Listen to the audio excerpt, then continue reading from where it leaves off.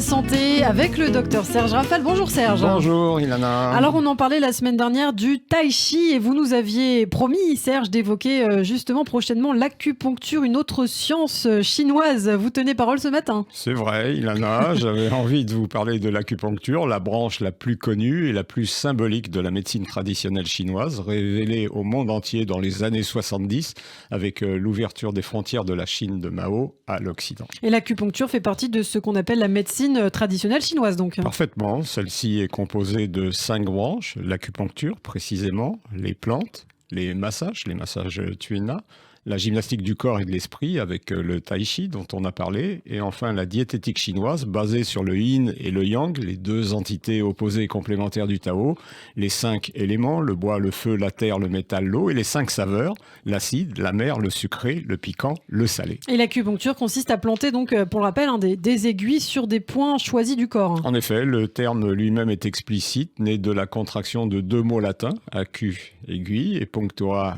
piqûre, donnée au XVIe siècle par des jésuites de la Compagnie de Jésus de retour de mission en Chine. L'acupuncture, c'est effectivement soigner à l'aide d'aiguilles que l'on plante sur des points privilégiés du corps, au nombre de 365, probablement pas un hasard, eux-mêmes situés sur des lignes de circulation de l'énergie, les méridiens, qui sont eux au nombre de 12, pas un hasard non plus. Derrière ce geste en apparence simple, piquer quelques aiguilles sur des endroits choisis du corps, se cache en réalité une philosophie, une vision holistique, globale de l'homme et de la santé.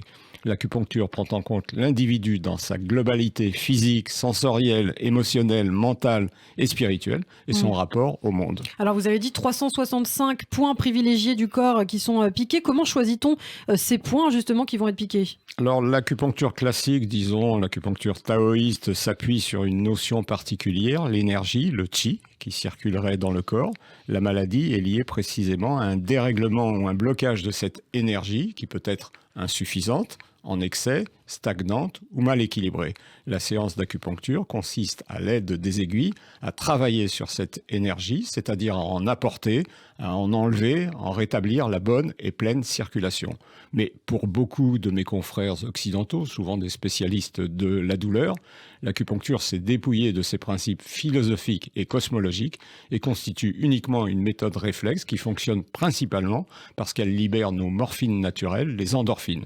Cette explication rassurante pour les scientifiques a d'ailleurs permis à l'acupuncture d'intégrer tous les centres antidouleurs dès les années 80. Alors aujourd'hui, qui concrètement peut profiter de l'acupuncture ? Quelles sont les indications de cette science ? Pour les Chinois, l'acupuncture peut traiter tout le monde et toutes les maladies. Ces indications sont donc quasi illimitées. Nous sommes, nous, médecins occidentaux, cartésiens, plus restrictifs, considérant qu'elle reconnaît 2 indications principales.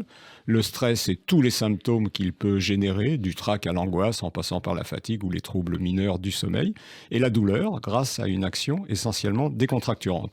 On peut y ajouter une 3e indication, le sevrage tabagique ou sa branche, l'auriculothérapie, l'acupuncture de l'oreille, est fort utile. Est-ce qu'il y a des contre-indications ? Principalement la phobie des aiguilles, même si leur pose n'est pas douloureuse. Alors combien de temps dure une séance et combien faut-il de séances pour obtenir un résultat ? Disons entre 15 et 30 minutes en moyenne. Une séance courte est plutôt dynamisante, une séance plus longue sédative. 4-5 séances espacées d'1 à 2 semaines sont en règle générale nécessaires pour calmer le stress du patient ou sa douleur. Alors en conclusion, Serge, que peut-on dire sur la place de l'acupuncture ? L'acupuncture n'a plus ce côté sulfureux, mystérieux, exotique. Souvenons-nous que beaucoup, dont je fais partie, l'ont découverte dans le célébrissime nanar Emmanuel avec la très belle Sylvia Christel. Elle est une réflexothérapie, une méthode d'appoint intéressante dans ses indications privilégiées, mais probablement pas la panacée que vantent les Chinois ou que certains imaginent. Merci beaucoup Serge Rafal, l'acupuncture, donc peut-être que vous serez tenté d'essayer. Serge, on vous retrouve demain matin sur Radio J.